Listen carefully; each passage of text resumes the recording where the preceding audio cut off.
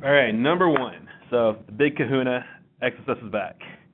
Now, Mario's presentation on what he calls Mutation XSS at AppSec EU 2013 contained many live demos, and this talk is quite entertaining as well as technical. So again, everyone that's interested in these top 5 hacks should set some time aside to watch the entire 15-minute presentation.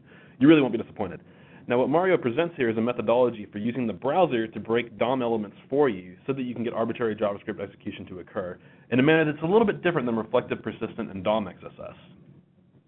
So when we talk about how to fix and prevent XSS, we start off with a few assumptions that focus more on the defense side and how we can have an application that's truly XSS-proof. First is that reflexive XSS comes in via the URL, parameters in the query string, cookies, etc., basic input sources, and then that input can be filtered and you're fine here. Second is that persistent XSS that usually comes in as a post, a file upload, or any way where something is saved to the application. That can be fixed by filtering output properly and distinguishing the good HTML apart from the bad. Thirdly, DOM XSS from DOM properties just need to mainly not be used in an unsafe manner. The fix to DOM XSS is just smarter coding practices. Sources and sinks need to be hardened across the board, and so we know these attacks, we know what DOM methods are unsafe, and with fine-tuning a little bit of JavaScript business logic, we should be able to have safer applications that exist.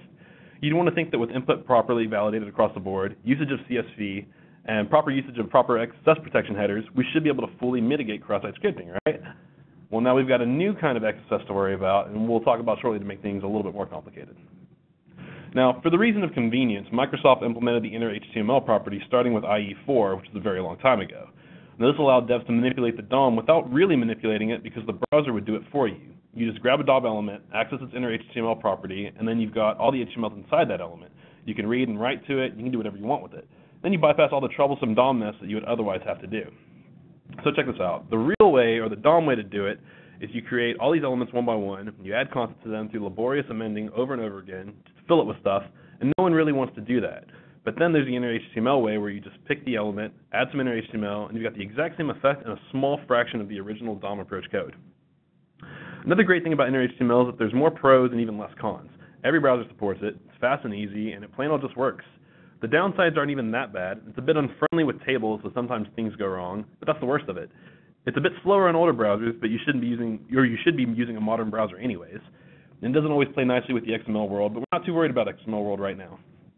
And lastly, InnerHTML isn't the real true way to manipulate the DOM, but the real way isn't convenient, and that's what we want. We want convenience. So Mario did some research on who uses it. Using Google Code Search, he found 184,000 projects that were using InnerHTML and OuterHTML. He did the same thing with GitHub and got back around 1.2 million search results. He queried for it yet again, but this time with the Alexa Top 1000 and came back with around a 75% match. Now, it's not all inclusive, but you get the point. These properties are getting used all the time. So now, in order to explain what the problem really is with InnerHTML in a mutated XSS sense, we lay down a few more assumptions. Now, there is a problem here, otherwise we wouldn't be talking about it and definitely wouldn't be number one, as community voted it. We would like to assume that what we put in there or what we assign to InnerHTML, the same thing would come out. Now, that's not true because if it were the case and you had a developer that put an incorrect markup, you'd be in a lot of trouble. The browser needs to help us here, and we'll try to repair broken HTML that you supply so that it doesn't destroy the structure of the DOM tree. The browser has to do this so that things don't break, and that's fine. It's a good thing. It's what the browser is supposed to do for us. It exists on HTML5 sec, so you can see how elements are affected when you supply InnerHTML. Now, in Mario's presentation, he makes extensive use of some awesome live demos that I'm going to supplement with screenshots. They don't really do it justice, and everyone really needs to see what he was able to do. It's really simple and mainly just a couple text area boxes. From top to bottom, the first one is where you supply your input. The second is where it takes the value of the text area and maps it as the InnerHTML of just a standard div element. And the third reads out the InnerHTML of that standard div. And the fourth just renders everything back out to you so you can see everything that has happened to it. Now you can see that when we supply some text within S tags, the browser actually converts that to uppercase S tags. Now that makes sense because in HTML4 it was a standard that element names were uppercase. Nothing wrong here, moving on, but you can see how a couple things change based on what you give it and what you give out, or what you get out. Now you can see when you remove the last closing S, the browser still has closed out the S tag for us. Nothing really changes, but the browser has fixed it, and every browser does this. It sees, hey, you gave me an element, but you forgot to close it, so I'm just going to help you out here and do that for you. No biggie, thank you, and you're welcome. A nice example here is that when we have a div tag with an empty class. Now at the bottom we have a div, our content foobar, and the browser closes the div tag for us, but it omits the class. Now it sees that the class is initially empty, so in order to save some processing cycles, it just doesn't even throw it in there. Now when you look at this, what's different? What's not the same as what we gave the inner HTML? Well, the class value for test are gone. The browser decided for us that we didn't need quotes because it understands that class equals test without them. Okay, so if there's no double quotes, then we would think that we could break out of this value and then XSS it, right? We should be able to break out of it with a simple space. Nope.